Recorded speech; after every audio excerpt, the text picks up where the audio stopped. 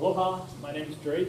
I've been doing this natural farming for a while, about 7 years now. And I would like to proudly say that I have not been sick for 5 years. So the only time I did get sick in the past 7 years that I've been a natural farmer is when I went to Missouri and I didn't have my natural farming things with me, and I was exposed to some really cold weather and ended up getting pretty sick for a couple weeks there.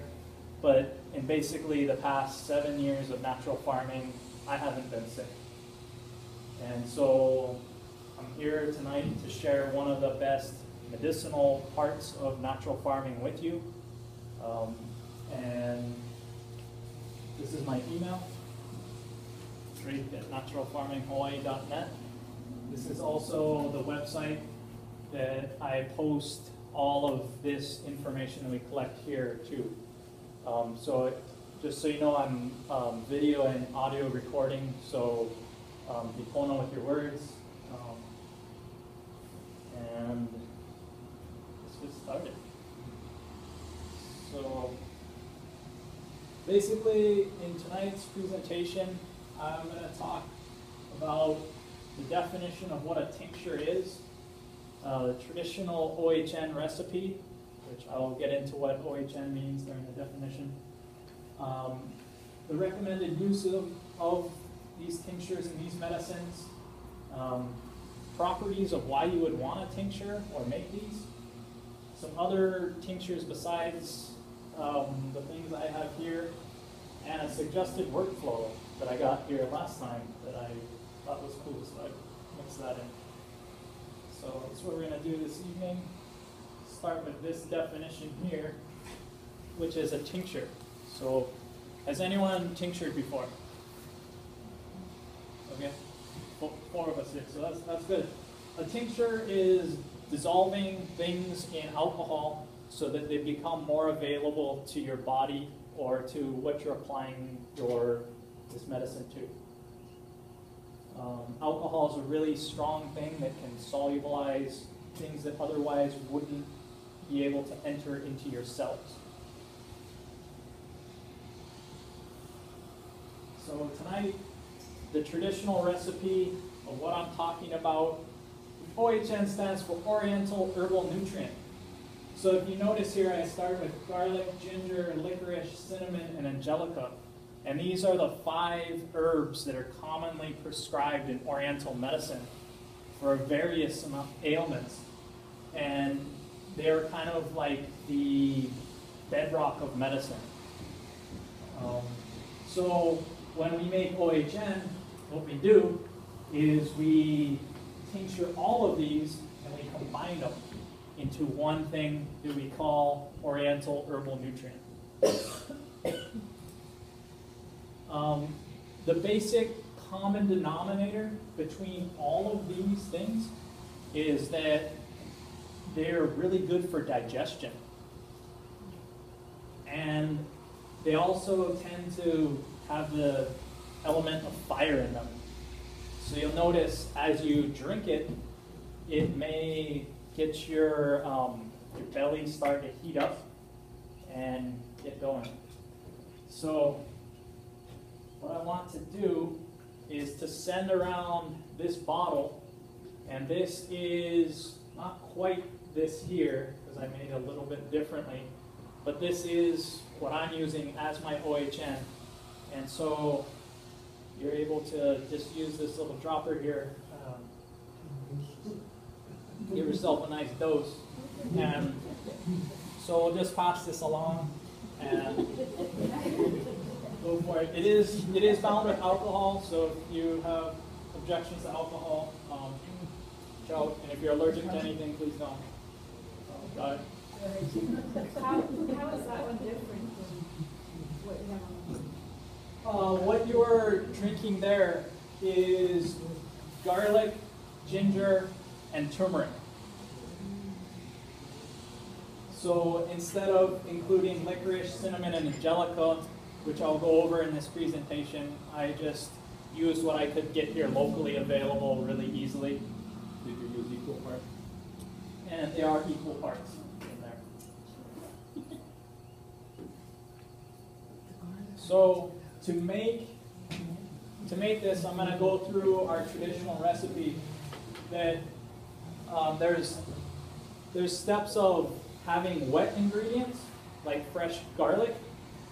Sometimes you have dry ingredients like dried cinnamon.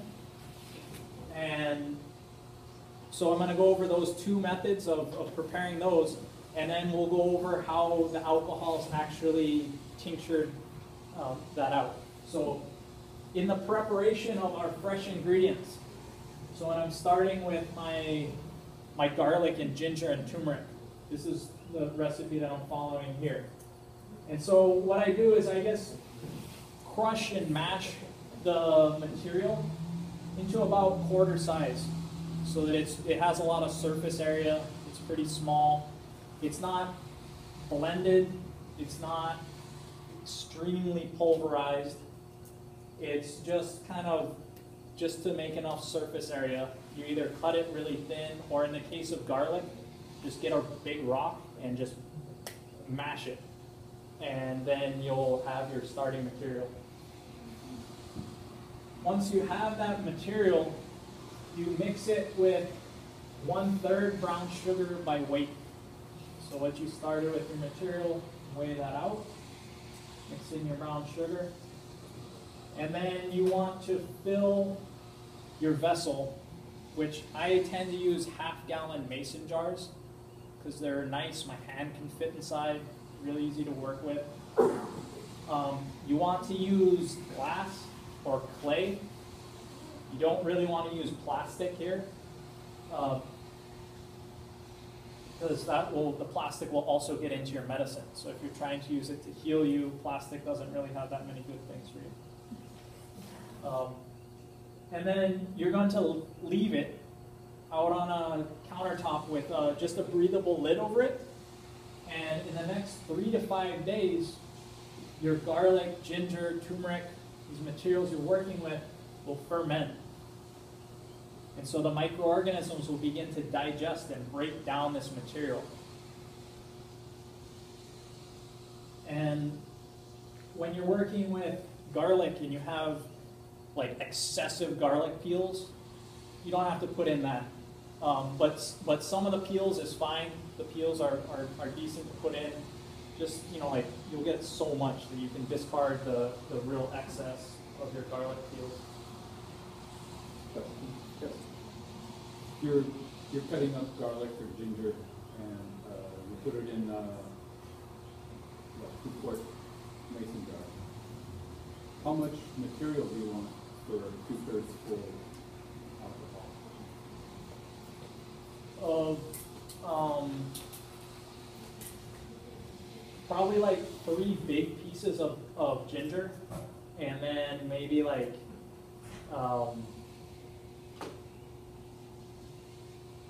maybe like 20 cloves of garlic. Or not cloves, bulbs. 20 bulbs of garlic. But you keep them separate. You do the ginger in one, you do the garlic in another, and take them combine them? Yes, and that's a great point. If you notice in this beginning picture where I had all of these happening individually, I'm keeping them by themselves. So I'm going to do a garlic and a garlic by itself, the ginger by itself. And so I'm not going to mix my garlic and ginger together. I'm going to do them in their own individual. So at the very end of my process, I'll combine them all. But in this intermediate step, it's important that when we're doing the extraction with alcohol that they're separate. So you've got about 1/4 to 1/3 of the material, and then you add the alcohol. I haven't gone to the alcohol yet, but I will get to that step. Oh, you get 2/3 full of the jar in the jar of just the material. Yes. So just the material, no liquids, nothing has entered this. The only thing we're working with here is our garlic and ginger and our sugar. And we're packing that into our jar 2/3 full. Does it have to be sugar?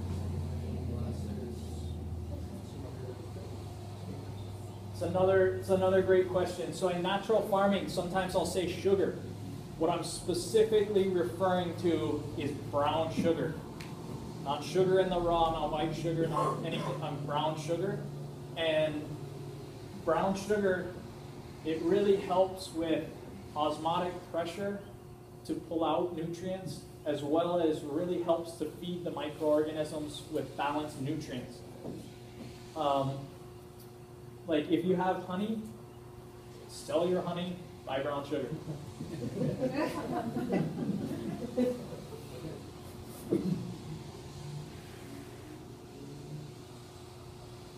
So if you are starting with dry ingredients like cinnamon that you bought from China, or angelica, or those things, what you want to do is you'll take those dry ingredients, you'll put it into your container that's 2/3 full, and then you cover it with the cheapest beer you can find.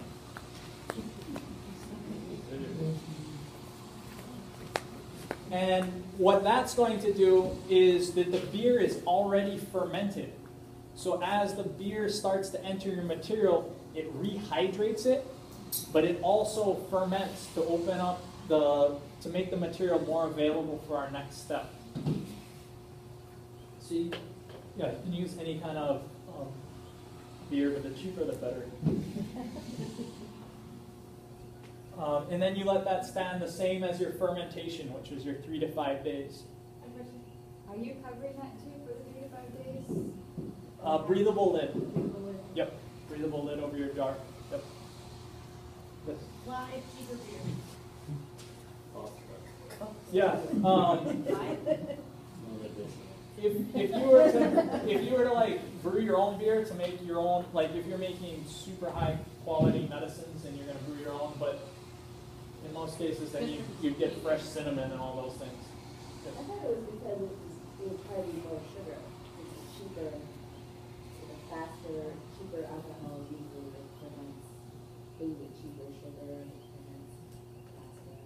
That's why you use cheaper beer. That's also a really good consideration. I'm not sure as I've understood this, yeah, just like, yeah. Beer versus malt liquor, just beer. Yeah, Like this, it doesn't matter. no, that's high gravity, so I don't know what that really is. I have no idea what that product is. Really. Yeah. So typically when I made OHN the traditional way, it was hard to get the cinnamon, the licorice, and the angelica. So we bought those from Chinatown, and they came in dried packages. So we just rehydrated them with some high gravities, and so is that clear up to this? So at this point, we've got our fresh ingredients that have been fermented. We've got our dry ingredients that have been rehydrated with something that's already fermented. We got that action happening. So now we're going to move on to this stage of alcohol extraction. And so with your material, what you want to do is to then open it up and cover it with vodka until you get to the very brim of the vessel. So to fill it your vessel to the very top. And you can use vodka. In Korea, they use soju, which is distilled rice wine. I think you can use pretty much any alcohol. I've done it before where I've made my own Everclear with a still from cane juice and then used that. So 40% alcohol, about 35% is the minimum amount you need of alcohol content, but you can also ferment with higher alcohol contents, so 80%, which is like the Everclear, and it's still going to be effective. Now that you've added the alcohol into your container, you want to seal it airtight, because the alcohol will evaporate out if you don't seal it airtight. And for the next 7 to 10 days, you stir your material around. Some people shake it, but shaking is less superior than stirring. And Master Cho went into detail on that. Yes? Okay, so I'm in the middle, I'm in the first, in the beginning of the OHM process. So what I've caught, I haven't been stirring it, but I've packed out in jars and taking it upside down and a little love in that. A little love. Yeah, I mean, yeah. I'll go with it. Yeah. So after the 10 days has elapsed, step 4 here is to take your material and to drain it off into a separate container. So the garlic's going in with the garlic, ginger's going with the ginger. We're not mixing those. And if you want to take that material, you can now ferment it, or you can repeat that alcohol extraction 4 more times. So to continue this, so to get more bang for your buck, if you bought all this garlic, and you can do an alcohol extraction up to 4 times on it and still get great potency.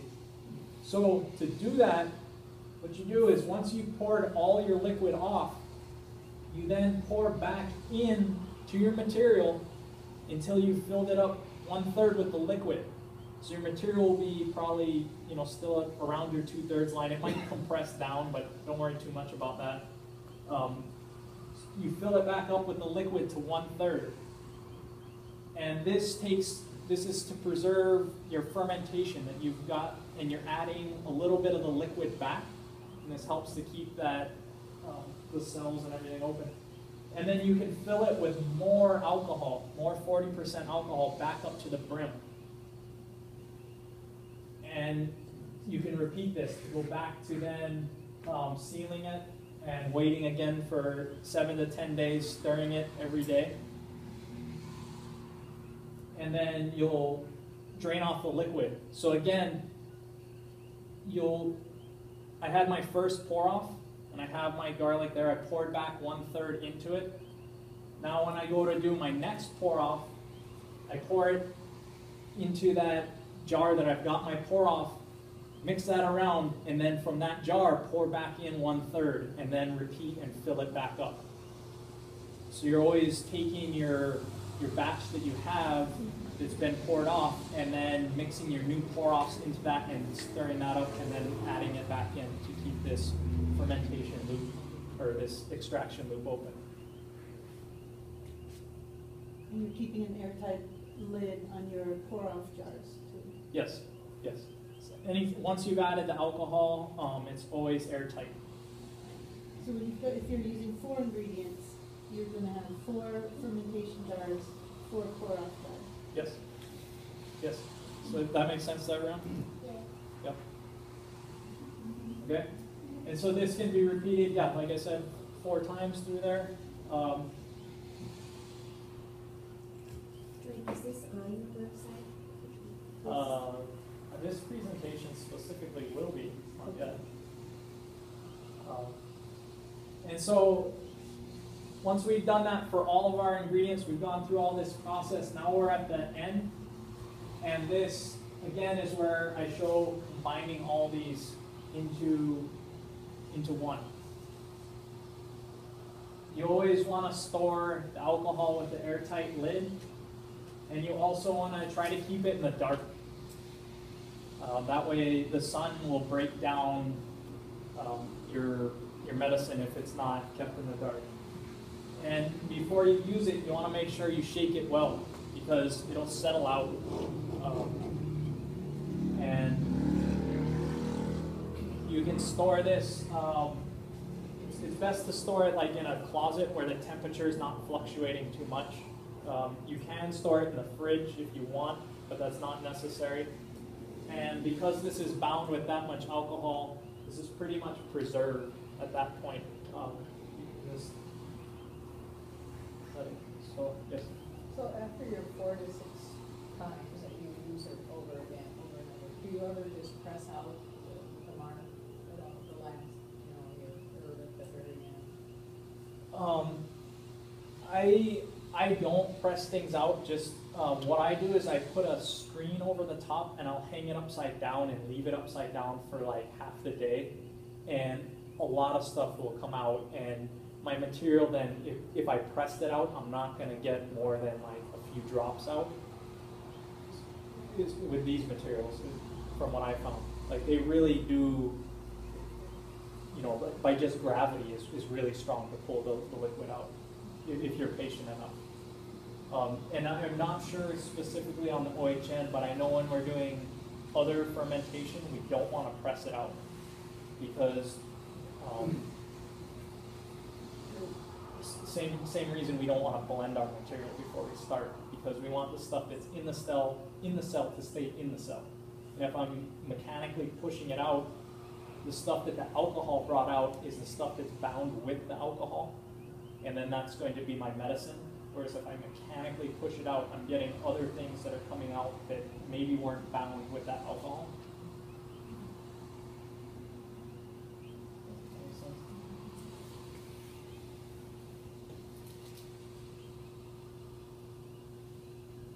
So the recommended use of OHN, we've got it, we stored it, we mixed it all together, is to dilute it 1 to 1,000. So this is a very potent ingredient that I think that's like less than 1%, 0.1% of dilution. And the nice thing about OHN is that when you make it, you'll tend to get a fair amount of it, especially if you do those 4 pour-offs. Because when I did it in a half-gallon jar, each time I'm getting, you know, close to a half-gallon of vodka off of it. It's not quite that much, but I'm getting a fair amount. So now I've combined all 5 of those, or all 6 of those into this thing, and now I have a 5-gallon bucket full of OHN. And the cool thing is that every year I store it and store it properly, it gets more potent and more powerful and more effective. So for every year old it gets, I dilute it more. So if it's 2 years old, 1 to 2,000. If it's 3 years old, 1 to 3,000. So by making it, you know, you make a whole bunch, you can potentially make like years worth, because the longer you store it, the less you have to use. So this material becomes very valuable. And if you look through Master Cho's recipes, it's used in every single one of them. I think, right? There's not a single recipe it's not used in. It's part of the basic maintenance spray, which consists of this OHN itself, vinegar, and a plant food. And that's what you would use in any case if you just want to do general maintenance to your plant. You know, putting the medicine out there, putting some food, and putting vinegar to kind of make nutrients flow and move.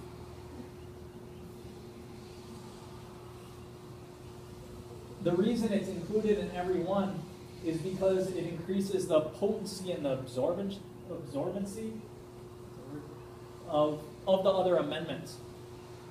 Like I said, the common denominator here was that they were good for digestion. So if you're putting something on your plant, it's digesting it through its outside. So it's helping it absorb this, and it's helping it digest better as it receives these nutrients. It can really help to boost a plant's immune system and its resilience in general.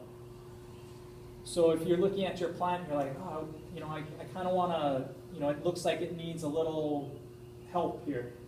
This is one of the inputs to use, because all of those things, I guess it's on my next slide, but all of those things, I forgot what I was saying. If your plant is really looking sick though, like it's already being attacked by aphids and it's starting to die, just like you don't want to eat a whole bunch of food when you're not feeling so well, the plant also doesn't want to eat a whole lot. And so you want to kind of dilute a little more if your plant is sick. and that just helps it in general, like a little bit of nutrient, like you just want a sip of water when you're sick, can really take you a long way. Same with your plant. So dilute it 1 to 2,000 if your plant is sick, 1 to 1,500, 1 to 2,000. And that will help the plant just kind of bounce back.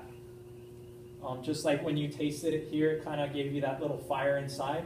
It can kind of breathe a little life back into anything you apply it to. That was undiluted that we tasted? Yes. Yeah, you got a strong root dose. Are you applying it to the soil or are you spraying it on the plant?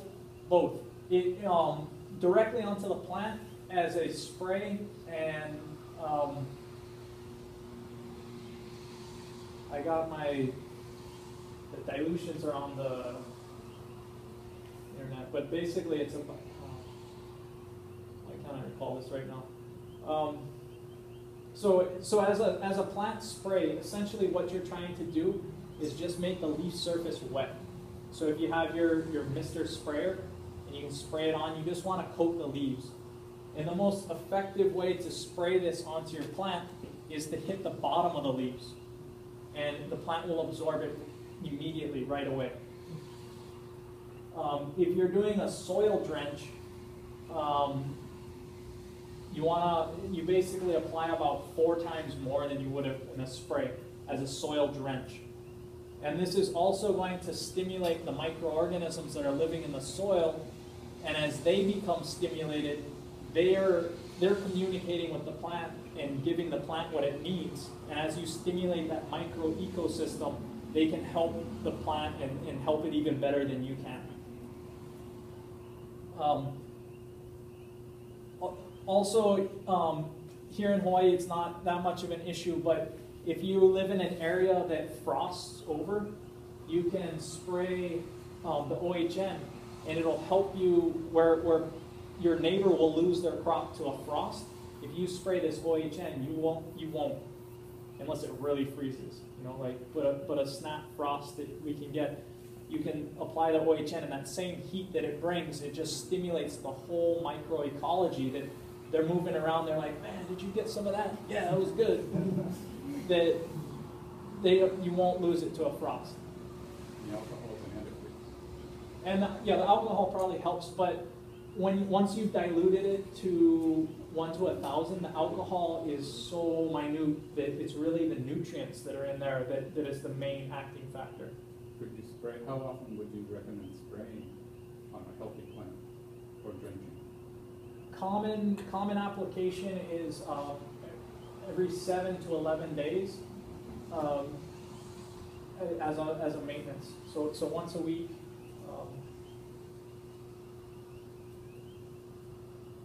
Did you say you're mixing this with the vinegar, or is it just straight? Just dilution when you spray it on the plant? As a maintenance spray, which is like you can just use it by itself, and that's great. There's also in Korean natural farming, there's what we call the maintenance spray, which consists of this vinegar as well as the fermented plant juice. So I know some people here aren't familiar with the vocabulary I'm using here, but those are some of our amendments that we use. Okay, and like I said, I haven't been sick for 5 years, and what I do is anytime I feel a scratchy throat, or I feel like I'm around people that are sick, or right now I got my friend is visiting, and she has like a little 6-month-old kid, and she has like this cough, and it's kind of gross. And so I've just been dosing on my version of the OHN. Anytime I'm walking by my kitchen, I just like squirt a little bit in my mouth, and just to heat myself up and boost it, so that I'm not getting sick. And well, it's actually on the, I guess I'm gonna have my slides out of order here, but the really nice thing about this OHN in this medicine is that you can use it regularly. Like I could literally take a little bit every half hour, and I'm not going to build up a resistance. Like some medicines you take, and then like you need to take it while you're sick. Otherwise, you're gonna, it's not as effective. But this can be used preemptively, and it can be used, regularly, and it's still going to have the same effectiveness, because these herbs are getting like into your cells, and they're really just stimulating your body to work more. It's not, it's like optimizing you as a way to like be medicine. Like you're so healthy you can't get sick.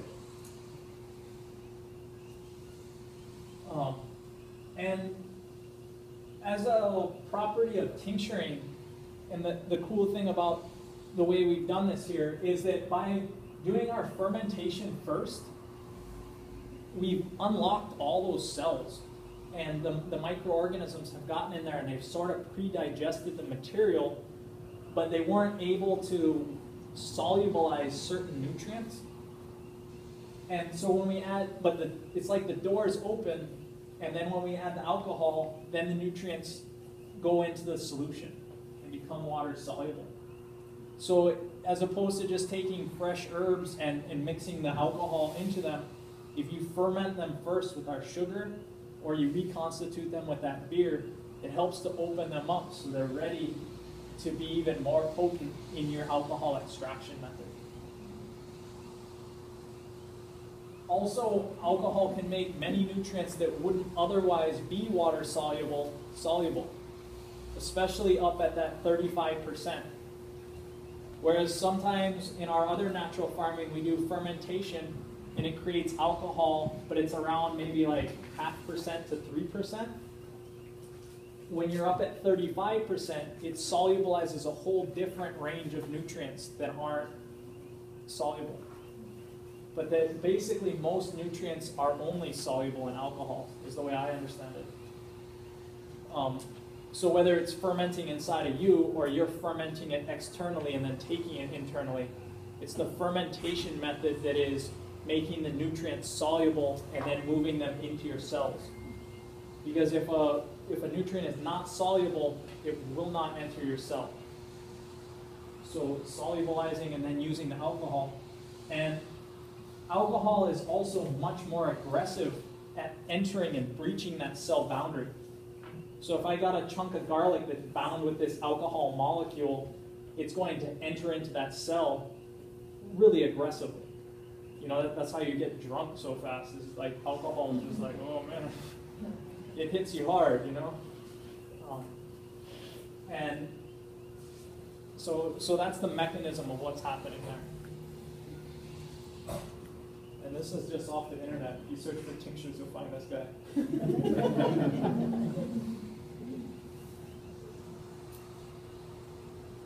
So what are the benefits? Like, why would I want to use it? It's because it helps to rapidly return to aerobic conditions.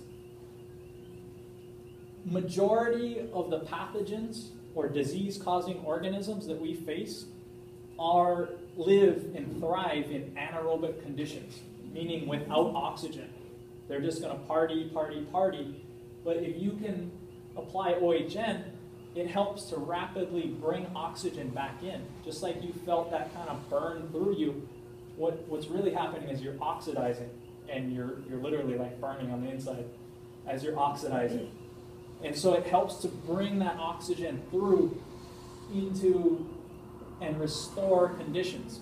So if you're turning a compost pile and you want it to stay aerobic, so you're growing good microbes, you can spray some OHN, diluted 1 to 1,000 for your water that you're going to add to get your moisture content. And that's going to help the pile stay aerobic, because it's going to help that oxygen happen. I thought oxygen was bad. That's why we eat things that are antioxidant, like blueberries and tea. In certain parts of your body, yes. In other parts of your body, no. So,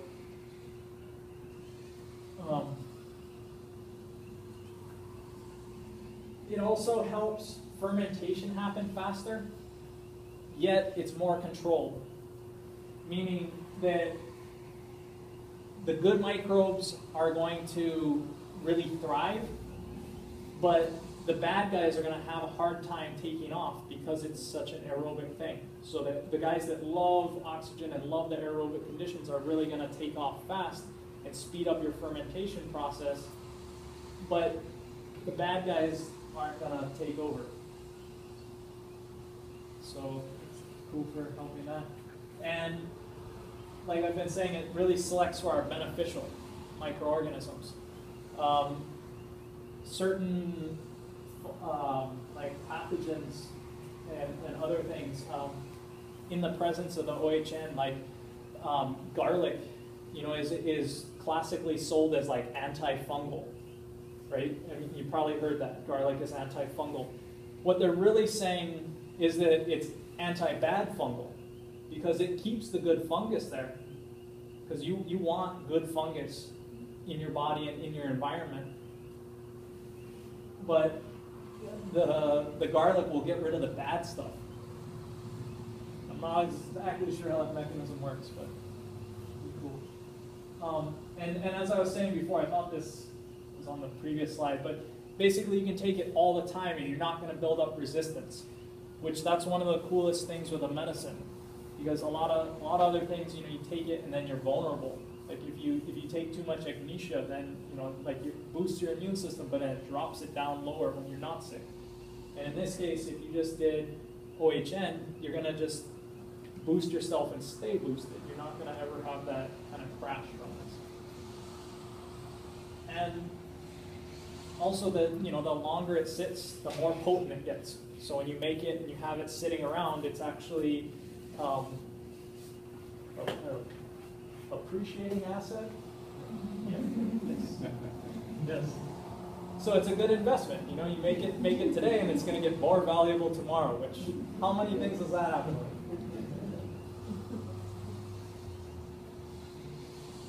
And for those of you that don't know, this is a picture of Master Cho here. He's the guy that I learned this stuff from and visited in Korea. And if you're a Korean natural farmer, you get to have this little nice logo at your farm. And what he's doing there with his hands like this is that's the Korean way of saying I love you.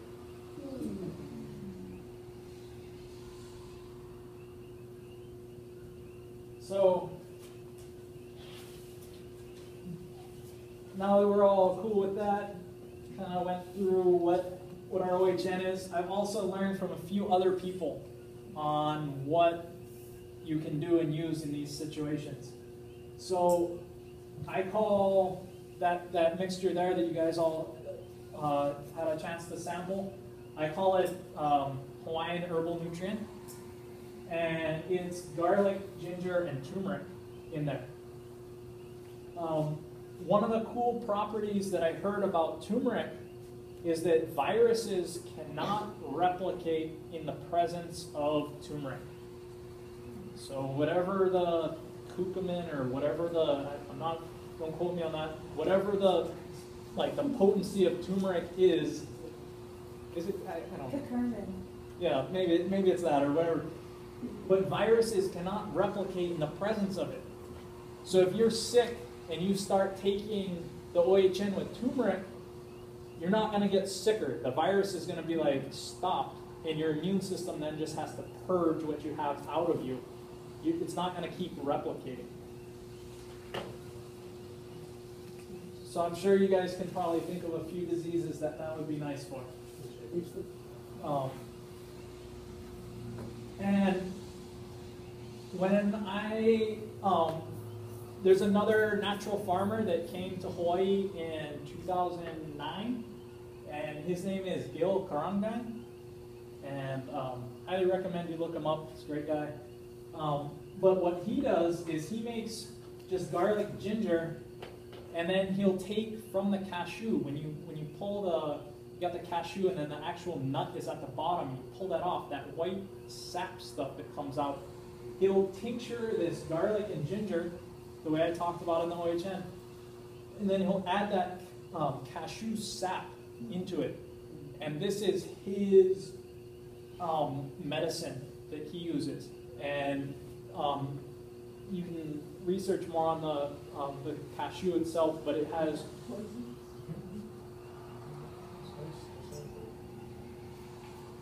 So research more before you eat this even. But this is just hearsay at this point on this topic. Everything else was experience. I've done it. What was Bill's last name again? Uh,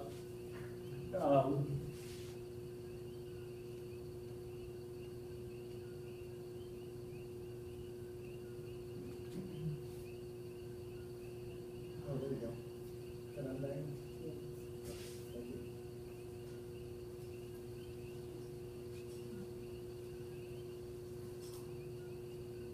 I think only parts of the cashew fruit tree are poisonous. So it's medicinal, some parts are medicinal, it's like the sauerkraut. It's like some parts of it are poisonous and some parts are not. The nut is. Oh, really? Yeah, the fruit can be used, but the nut. yeah, it's the sap that comes out when you break the nut off that he's using. But again, hearsay on that, please. Be safe. Yes. Drake, on the one modification, is it just those three, not those three plus the other ones? It's just a tincture made of those three, Yeah, and reason for me is that you feel free to mix those other ones in there, but for me to get, I didn't have access to the other stuff. This stuff I can go down to the Kilo Farmers Market Fresh. and it's all there. I can start today. I can make this recipe. Whereas to get the cinnamon, like the first time we did it, we ordered it. It came from New York City. Yeah, and then gelatin. But there was a woman here years ago that was growing it in Pahoa of the Angelica that we have, but I haven't heard back from her or know what's up. But I know Angelica can be grown here and is available on the island. And cinnamon trees are really easy to grow. It takes a long time, but set it and forget it kind of thing. And I'm really not sure the licorice plant. Anyone have experience with licorice plant? I don't think it would grow good. Okay. So, yeah. So getting close to time to eat. So I just want to go through and talk about a little bit of other tinctures that I've made and that I actually have here for sample.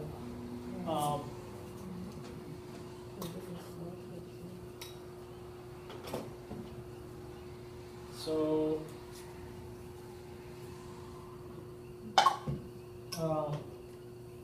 yep. Okay, so,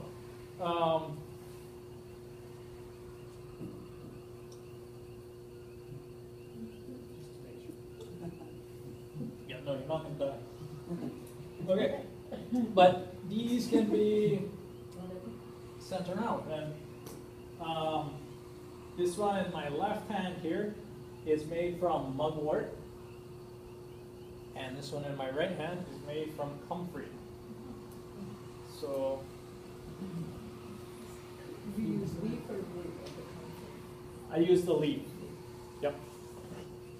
The root I was a little skeptical on because of conflicting stuff. I believe it would be safe, especially if it was fermented first before, which these were fermented first. I made a fermented plant juice, which that's another recipe. It's on the internet. And then I tinctured them. Yeah, yes. So with whatever ingredients you're using, it's making it, the ingredient already has it, it's just making it more rich. So the question was if it's beneficial by tincturing on making it more beneficial? But yes, like whatever it does that's good for you, is it just making it more usable, essentially? So what I'm doing is I'm solubilizing these compounds or whatever they are, solubilizing it so that then it can enter into your cell.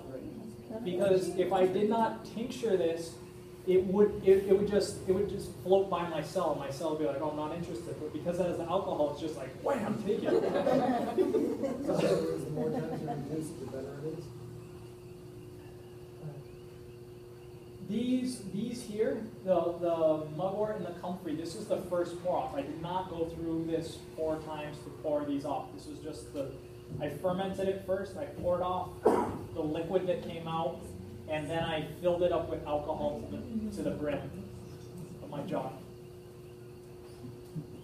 So if there's like an herb that is known for doing something, could you create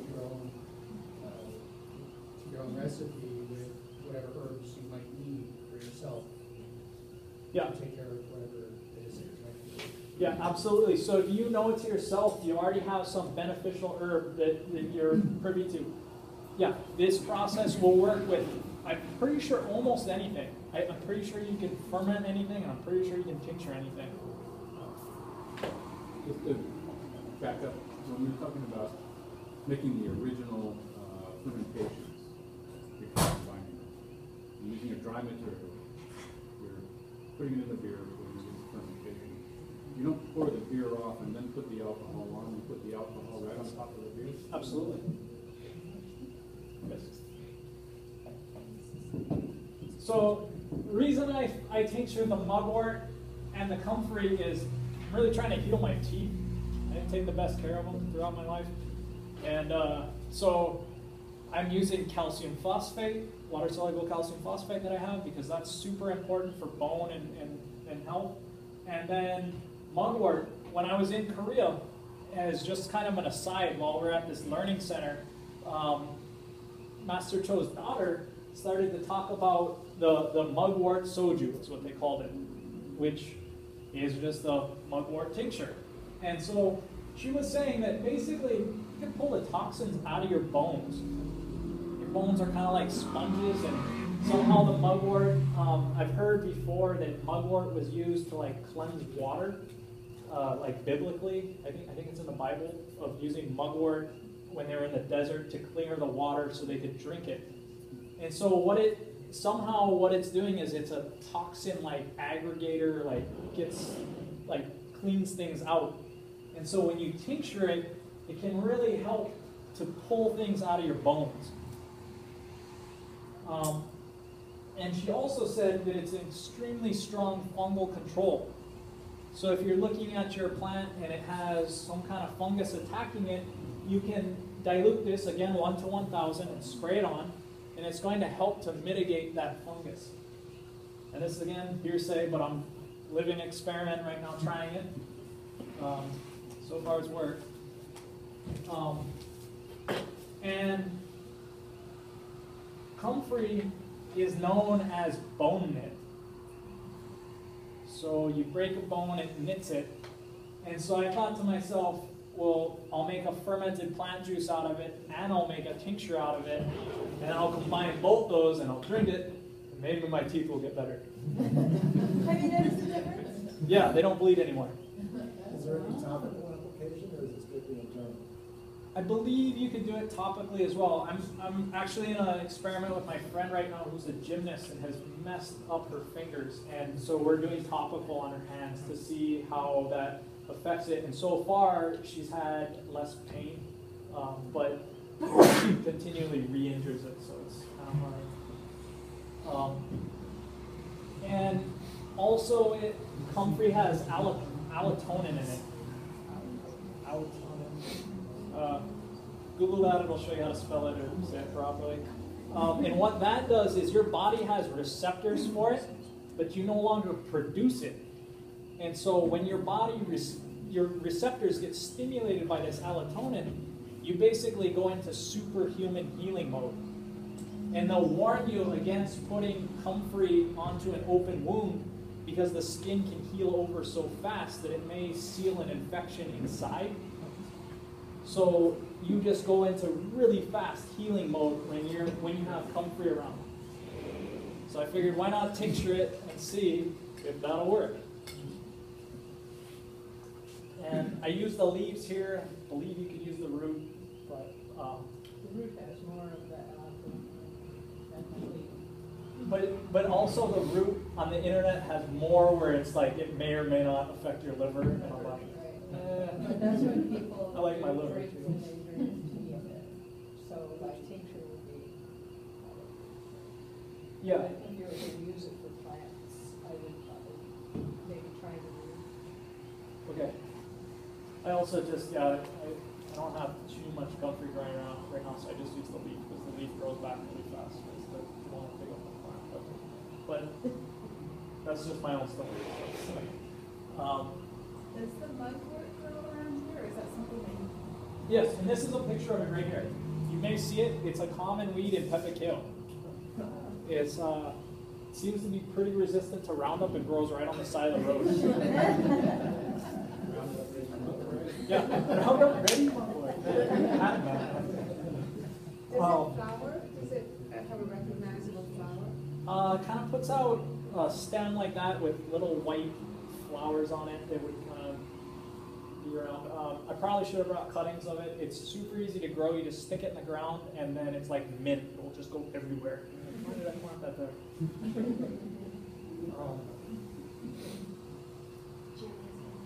So plant it, where you're gonna in the bushes. It used to be all the roadside field, but it hasn't come back into it after the Roundup. All the roadside. Is it on the invasive weed list? No, because it doesn't really spread. It just it's like a running bamboo. It's not gonna like go over there and spread. I don't think it's invasive. Plus, it's a common weed, so. It's a generalist type plant, so you disturb soil. That's why you see it on roadsides. Yeah, and to follow up on that comment, the majority of the things you see growing where the soil's been disturbed tend to be really medicinal plants, because what they're trying to do is to heal that section of the earth. So if you go to where, you see where it's completely destroyed, and there's like those weeds, ferment and tincture those for your medicines there. Would you use like some of these for chickens in their water, really diluted? Yes, that's something I did not include in here, but as a animal stimulant, like if you see your animal and it's obvious they got like an upset stomach, or they're not healthy, or they're not eating as much as they usually do, you can include the OHN in their water, and just like how it heals you, it will also have great effect on the animals, and kind of revitalize them, help their digestion, bring them back to life a little bit.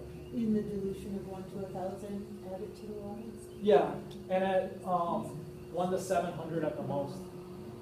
Okay. I mean, it's not going to kill them to have it straight up, but if they're already sick, you don't like 1 to 700 about that.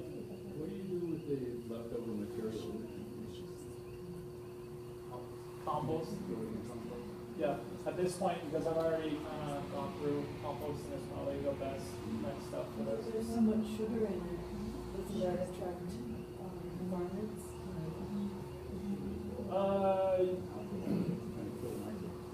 No, throw it in the landfill. The sugar goes the alcohol. Yeah, no,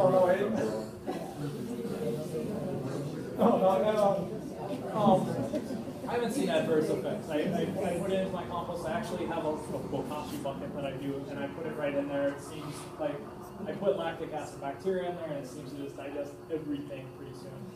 And then I'll put soldier flies in there.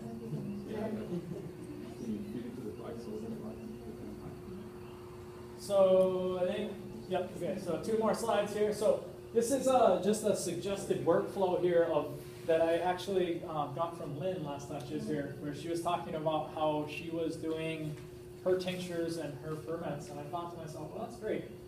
And so if you follow the natural farming recipe to make fermented plant juice, and you make your fermented plant juice, typically what you're going to do is add equal parts of sugar to make sure that you've arrested the fermentation and it no longer continues to break down. So by adding equal amounts of sugar, I can stop fermentation. The other way to stop fermentation is to add alcohol into there. So either my osmotic pressure from the sugar is too high for the microbes to live, or there's too much alcohol that they can no longer reproduce. And so my thinking on that is that I make my fermented plant juice and I just put it in my fridge to kind of cool the temperature down so the microbes don't keep, they're just hibernate. And then I'll tincture that material. So I've already done my first fermentation step of that. Then I fill it up with alcohol and I tincture it out. Then I'll pour both of those together into the FPJ, and now I've got the alcohol content high enough that I've arrested the fermentation so that further decomposition doesn't happen, and I've preserved those at that step. And if you're pulling out the nutrients via just a sugar fermentation with a small alcohol content, you're going to get certain nutrients. And then when you tincture it with this higher alcohol content, you're going to get these other nutrients. And so you combine them both together, and now you're getting all the nutrients, right? At least that was my idea. Well, modification of someone else's idea that I was like, that's a good one. Also, if you look for medicine on the internet, you find this stuff. You could take that one step further, and you could take the end material, your plant material after you fermented it, and add water to bring out the components that are soluble in the water, and then add that in the dilution. So because it's going to be a whole nother complement of nutrients that come out in the water. Say that again. So once you're done, you've done a fermented plant juice, you've done a tincture. Now you take your material and instead of composting or throwing it in a landfill like we're talking about, you add water into that and let it sit for probably 7 days or so? Yeah. 7 to 10 days, that will then get a different set of nutrients and things that like water into it. And then keep that over here. And when I'm going to make my batch for my plant and I'm diluting this 1 to 1,000 into it, now I'm going to take this and also add that in. And so I'm getting nutrients from all sides into this, and then I'm going to apply that to my plant.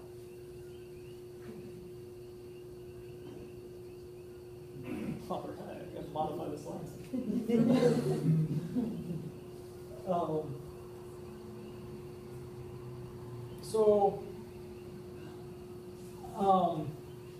Sweet stock for photography here. So if you want more information on this, there's a really nice info sheet put out by the UH that is at this URL here.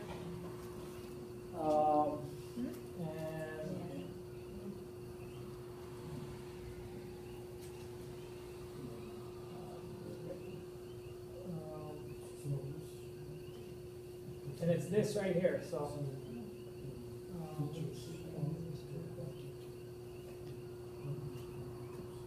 So this is natural farming, Oriental herbal nutrient. Kim Chang was in the back. Joe McGill, that's my other name. And Mike DuPont's back there. So also the authors are here in this room, and this is the official document on this, and so it just kind of explains to you the steps of what's going through. And you can see here dilutions and things. And so, I hope you guys enjoyed kind of my explanation of this. Sometimes I feel it's nice to kind of hear it in person and to hear this, even though this information is online.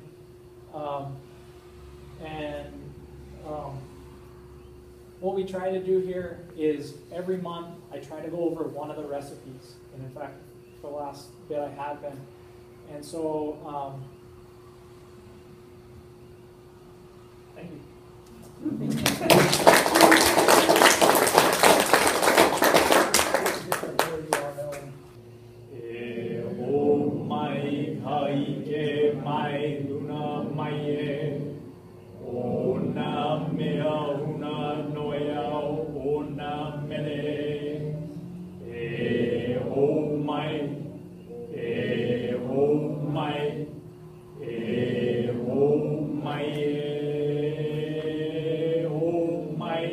kaike mai luna mai e.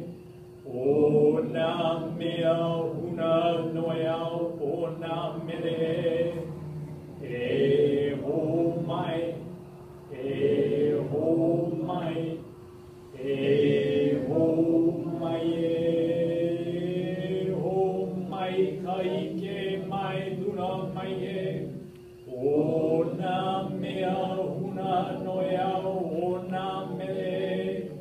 E ho mai. E ho mai. E ho mai. 2 claps. All, thank you. That chant is talking about bringing in the heavens above and the microbes below and bringing them wisdom right here to where we're at. As such,